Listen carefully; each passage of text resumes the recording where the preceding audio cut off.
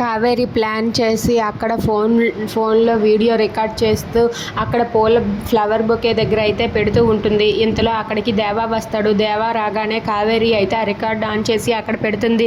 ఇక దేవాతో ఇలా మాట్లాడుతూ ఉంటుంది. నువ్వు నాగవల్లిని ఎందుకు మోసం చేయాలనుకుంటున్నావు? అనవసరంగా అమ్మాయి జీవితంతో ఆడుకోకు అని చెప్పి అంటుంది. అది వినగానే దేవా అయితే ఏంటి నువ్వేం మాట్లాడుతున్నావు అని చెప్పి అంటాడు. నువ్వు నాగవల్లిని మోసం చేసి పెళ్లి చేసుకోవాలనుకుంటున్నావు కదా, అది అస్సలు జరగనివ్వము అని చెప్పి అంటుంది. దాంతో అక్కడ ఉన్న దేవ అయితే మీరు ఎలా జరగనివ్వరో నేను చూస్తాను అని చెప్పి అంటూ ఉంటాడు. అది వినగానే అక్కడ ఉన్న కావేరి ఇలా అంటూ ఉంటుంది.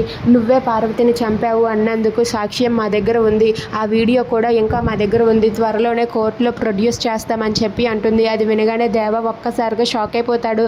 ఏంటి మీ దగ్గర ఆ వీడియో లేదని, ఆ మెమరీ కార్డు కాలిపోయిందని నాకు ఎప్పుడో తెలుసు, ఇంకేం వీడియో ఉంది అని చెప్పి అంటూ ఉంటాడు. దాంతో అక్కడ ఉన్న కావేరి ఇలా అంటూ ఉంటుంది. ఆ వీడియో ఉంది, త్వరలో కోర్టులో ప్రొడ్యూస్ చేస్తాము. నాగవల్లి కూడా నిన్ను నమ్మదు.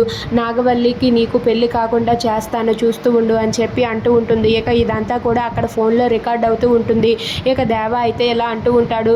ఎక్కువ చేసావనుకో నిన్ను బాలరాజును కూడా చంపేస్తాను. నాగవల్లికి ఈ విషయం తెలియదు, ఎట్టి పరిస్థితుల్లో తెలియదు. ఒకవేళ తెలుసుకోవాలని ప్రయత్నించిన నాగవల్లిని కూడా చంపేస్తాను. నాకు అడ్డం వచ్చిన వాళ్ళు ఎవరినైనా చంపేస్తాను. మొదట పార్వతిని, అలాగే మీ అన్నయ్య అడ్డం వచ్చాడు, అందుకే మీ అన్నయ్యను కూడా చంపేస్తాను. ఇక నాకు ఎవరు అడ్డం రావాలనుకున్నా సరే నేను వాళ్ళని చంపేస్తాను అంటూ ఉంటాడు. ఇదంతా కూడా ఫోన్లో రికార్డ్ అవుతుంది. అది చూసి కావేరి అయితే చాలా సంతోషిస్తుంది. అలా దేవాని ఇంకా రెచ్చగొడుతూ మాట్లాడుతూ ఉంటుంది. దాంతో దేవ అయితే తను చేసిన తప్పులన్నింటినీ కూడా బయట పెట్టేస్తాడు. అలా దేవ అయితే తను చేసిన తప్పులు తానే స్వయంగా అన్నీ చెప్పడం, ఆ ఫోన్లో అయితే మొత్తం అన్నీ కూడా రికార్డ్ అయిపోతాయి. If you like this video please like, share and subscribe friends. Thanks for watching.